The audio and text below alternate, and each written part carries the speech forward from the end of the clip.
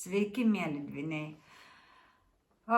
Tikrai darbe turėsite labai daug džiaugsmo, labai daug kūrybingumo ir galva bus puikiai ir tarp kitko emocinis fonas bus nuostabus. Na, bet neužmirškime, kad pas jūs Marsas tranzitinis bus toks kažkoks sudėtingas, nu ne kažkoks, o sudėtingas. Marsas su jūsų Marsu kvadratą sudarys, taigi yra nepalanki pakankamai padėtis. Ir čia jūs, ypatingai moteris, turėtų, na ir vyrai, aišku, šiais laikais turėtų labai saugoti smurto.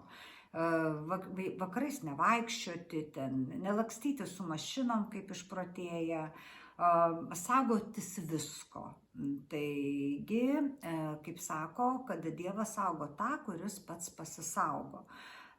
Taigi neleiskite vaikų vienų niekur, visur lydėkite, nes yra, vis tiek Marso kvadratas su Marsu visada duoda kažkokius nenumatytus įvykius ir tikrai, reiškia, tai yra vienintelis toks jums pavojus šią savaitę, bet mes labai gerai žinome, jeigu mes elgiamės pagal taisyklės, mes niekada neįkliūnam, kai žinom, kur pasikišti pagalvę, viskas praeina lengvai ir gerai.